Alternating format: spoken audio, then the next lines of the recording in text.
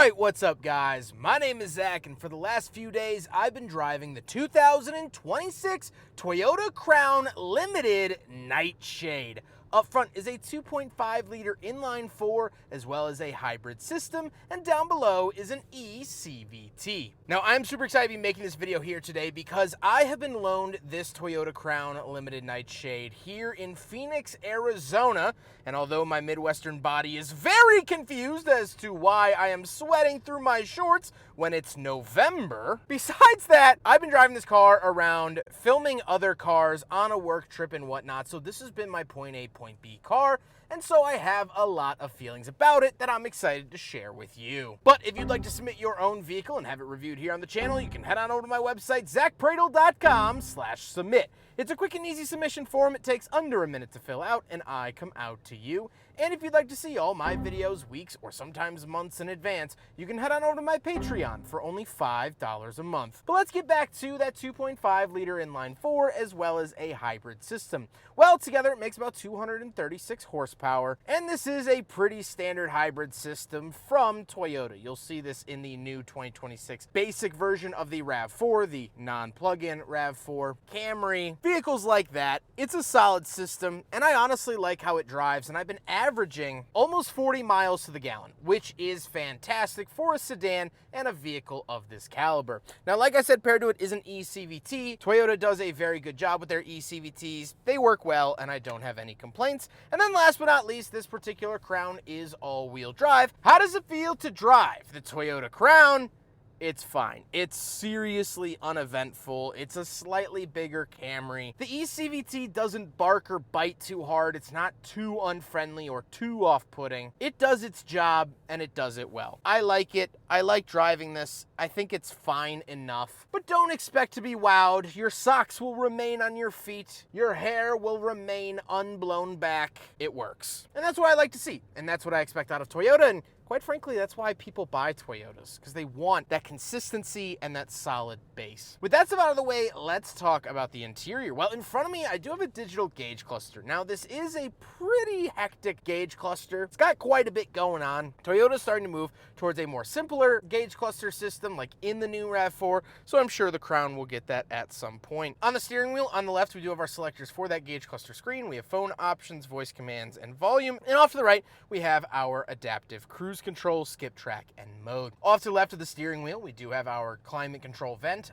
automatic high beams, and our windshield defrost, as well as our trunk and gas cap release down below. And moving on to the door, we have 2 levels of memory seats, power mirrors, power locks, and power windows. Moving into the center, we do get our infotainment display. This does come with wireless Apple CarPlay and Android Auto, and it has some nice screens that you can cycle through. Very standard system from Toyota. However, I really would have liked to have seen a 360 camera for the $50,000 price tag. It only comes with a single backup camera. However, you can take a look at your energy flow to see what the hybrid system is doing, which I've always liked. Down below, we do have our hazard switch and climate control vents and our physical climate controls.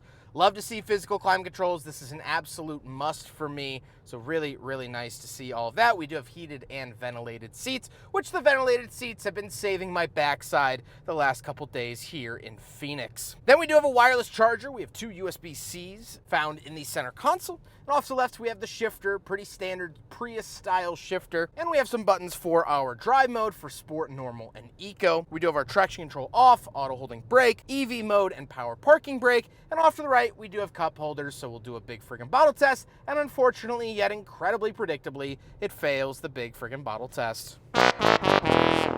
Then we do have a center console, has a USB-C as well as a 12-volt outlet in it. And then we have the seats. The seats are heated, ventilated, power, and memory. Anything I can really ask for out of a vehicle like this, they're doing. They've been comfortable. I've done several hundred miles in the car, and they've been nice. Hasn't been hurting my back, which is always a very welcome feature. However, speaking of seats, we do have back seats. So let's go do a back seat review. All right, so we're in the back of the 2026 Toyota Crown Limited Nightshade, and a couple of things to note.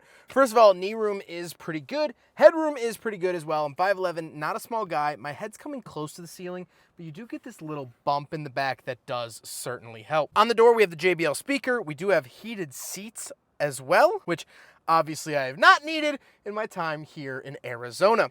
In the center, we do have 2 climate control vents along with 2 USB-Cs. And coming into the center here, we do have a pull-out center console with 2 more cup holders. This is a nice place to be. It's definitely adequate. However, as we'll talk about later on, it's not quite at the level of what the Avalon used to be. So just put a pin in that. We'll talk about that in a second. Let's hop into the very back. We'll take a quick look at the trunk and cargo space, and then we'll talk about the looks. All right, around the back of the Toyota Crown. Now, we do have a button off to the right of the badge right there, and we could pop it open like that. Nothing really too crazy behind the back of the Toyota Crown. However, it is pretty decent size for a bigger sedan. It's what I like to see. And we do get a spare tire under there, which is not always a given here in modern cars, especially 2026 model year. So there you go. That is the trunk space in the back of the Toyota Crown. Now we gotta talk about the looks, and I think this is where the wheels fall off the wagon just a little bit. It does look wonky. The front, I think, looks pretty attractive, and it is in line now with the Camry and the Prius and the new RAV4. I think they all have this very signature new style Toyota look, but when you come around the back, it kind of looks like a bustled 1930s car, and it just starts making less sense then. I don't think it's a very attractive back end. And this is the Nightshade, so we get the black wheels, black accenting, a little bit, more stylistic, a little bit more dark and broody sort of style of car, which I tend to like, but also might turn certain people away. You can get standard silver badges on other Crowns. With all of that being said, let's get on to my final thoughts. What do I think driving the Toyota Crown for the last few days? Well, I haven't driven a Toyota Crown since it debuted for the 2023 model year. So this is my first time back in the seat. I have driven this vehicle's sibling, the Toyota Crown Signia, which I think is a wonderful product. It's kind of a lifted station wagon,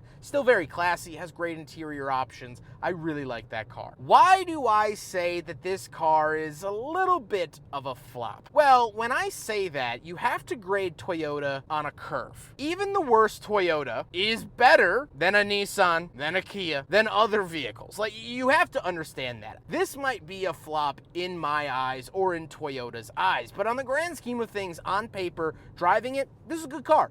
The hybrid system is great. It works, it functions, it has decent tech, it works well. That's what I need out of a car. Basic, signed, sealed, done, over with. However, this car replaced the Toyota Avalon, a vehicle that I am rather fond of. And so in my eyes, this doesn't capture what the Avalon did. Now, I also don't want to prop up the Avalon and make it sound like, oh, Avalons were flying off the shelf and then the Toyota Crown came and it came to a screeching halt. No. The Toyota Avalon wasn't really selling all that well, but there was a certain charm to the Avalon that the Crown doesn't have. Mostly being the fact that it doesn't feel upscale with a Toyota badge. The outgoing and older Avalon always felt like a Lexus product that they happened to put the wrong badge on. And I liked that. In that era, if you bought a Lexus, you had some pretty good money. If you bought the Avalon, you were good with money, if that makes any sense at all. And so the outgoing Avalon always felt like you were getting away with something. It was like, ooh, kind of a wolf in sheep's clothing, a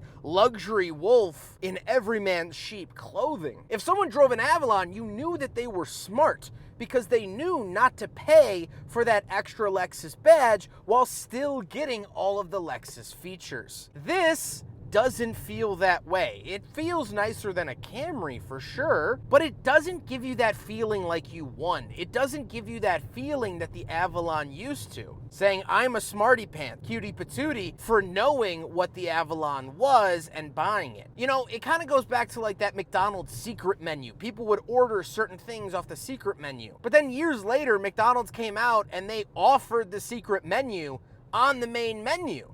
It kind of killed the whole point of it. What's the point of the secret menu if it's not a secret? I care deeply about this topic. Anyway, my point being is that this just lacks that special feeling that the Avalon had a couple years into this car's now run. And it's starting to reflect that. Q1 of 2025, Toyota sold 2,500 of these.